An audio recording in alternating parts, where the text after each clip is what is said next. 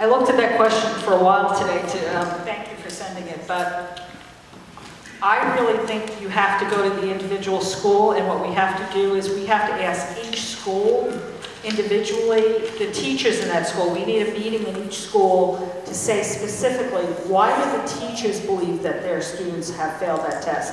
We've had a lot of stuff. Dr. Donnelly just went off the board, but he was head of the education committee. We worked a long time on this education issue, and it really is specific to each school. And I don't think the teachers have enough authority in the building to understand that, but I think you have to have a school-by-school analysis of what the teachers think, and then grade it on that, because I think each school would, I think we would get a lot out of that.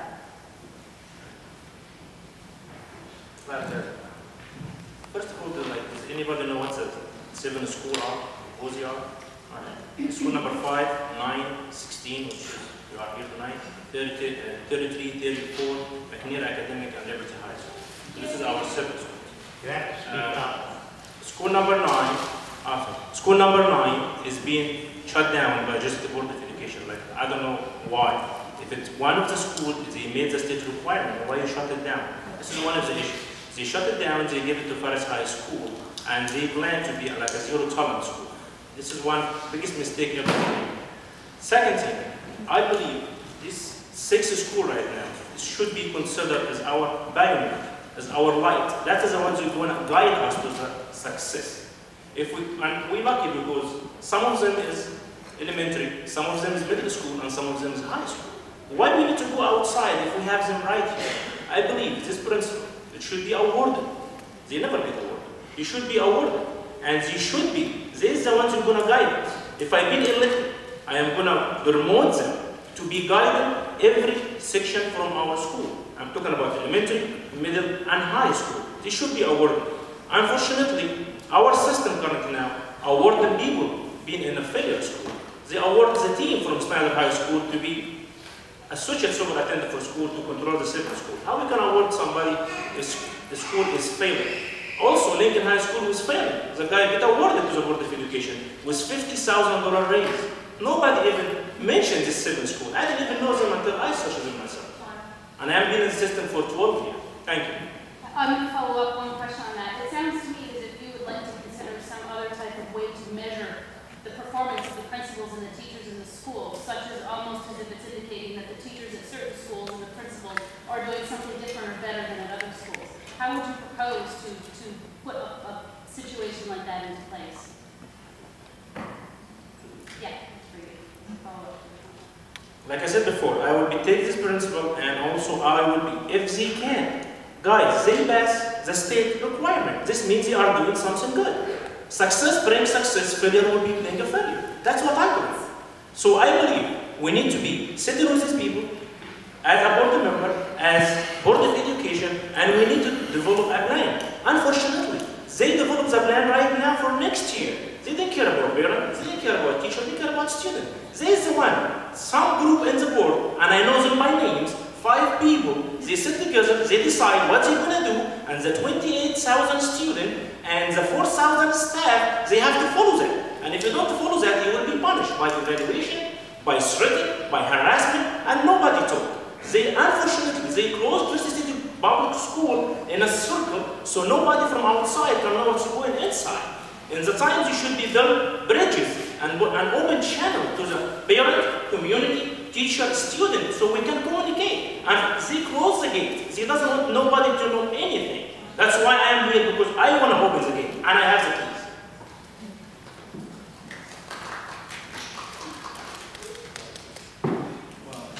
I prefer to sit down since I have a question to read. My question to the public is, what has ABSA, the Central Office Administrator, been doing for the last 10 years? Since 1989, the Jersey City Board of Education, the elected board, hasn't had an authority to choose a curriculum.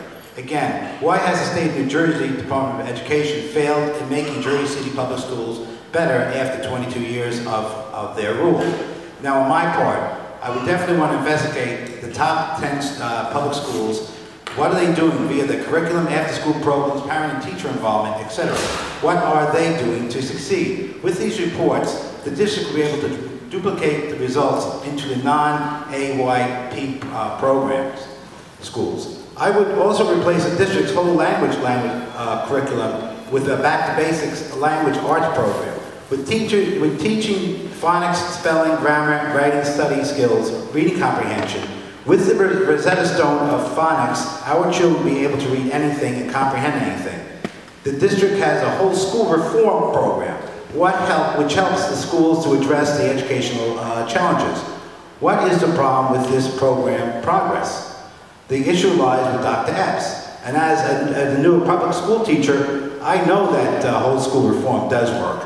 And if you're not there, if you're not part of the problem, you're part of the, if you're not part of the solution, you're part of the problem. Thank you.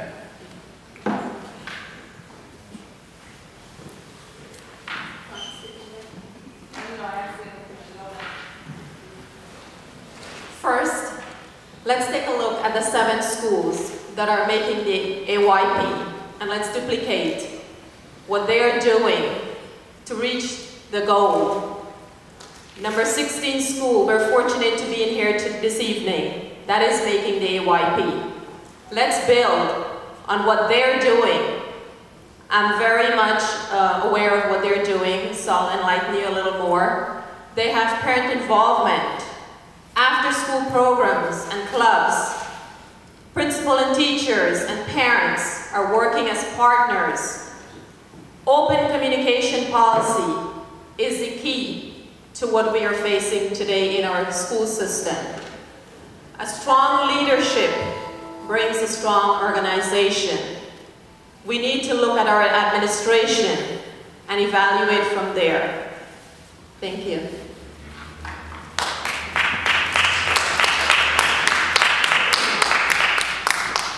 AYP is a very complicated measurement to understand. It comes from Title I money.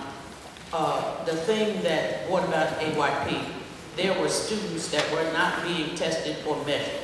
With AYP, it makes sure that every student gets tested, but some students get checked more than once. If a student is special need, they're counted once. If a student is not doing well socially or economically, that grade that he got on that test is counted a second time. If in fact that student has not met his grade level. So what ends up happening if a youngster is special need and has a 50, if the same child has a 50 and he's a male, if the child has a 50 again in a particular area, he's counted when they go across the board with AYP 4 times for the same grade. It lowers the grade standard. If you have a school where parents and teachers are dealing with their students one-on-one, and the average grade or score for the student is fairly high, that school's going to do well.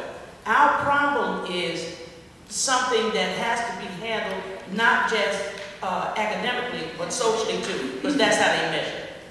Ms. Thompson, I'm going to ask you to provide us a comment.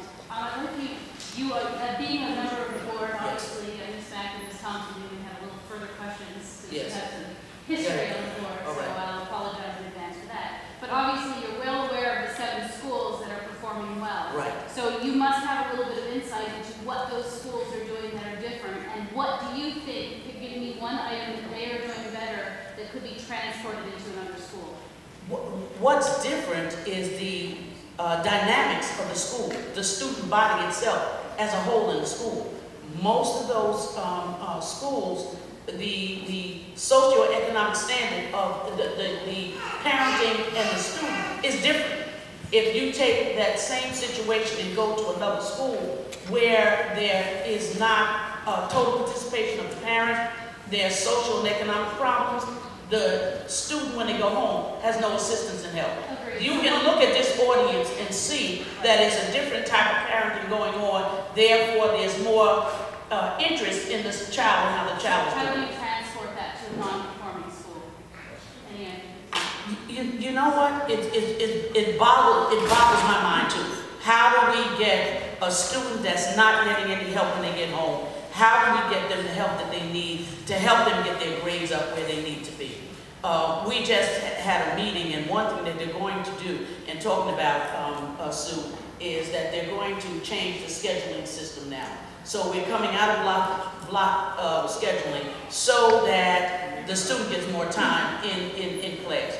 Also, there's another conversation to ensure that in elementary school that every student gets a textbook, something to take home to work from. A lot of these grades, students don't have textbooks, and yet when they go home they don't have a computer either, but yet you expect their grades to go up. It can't go up with no textbook and no computer at home either. Thank you. Okay, can I just because I know you got meetings o'clock, I've reset so that you can see how many seconds you've done and how many seconds you've got left. Is that way I can reset? All right. Quickly, sorry about that. I'm sorry. Okay. So you have 10 minutes at a time, okay? Thank you. We all can agree status quo is not working. It's easy to say let's duplicate what's working in the 7 schools, but I don't think it's that easy. Turnaround simply does not take place without the right leader at the helm. Before adopting a turnaround strategy, we need to assess our talent pool, our teachers, our principals, and yes, our administrators, all the way to the top. Capacity for turnaround work best with the caliber of people in this system. We need to set realistic goals for improvement. Where do we want to be? We have to set that goal. After setting that goal, we also have to implement a measuring system to see if it's working.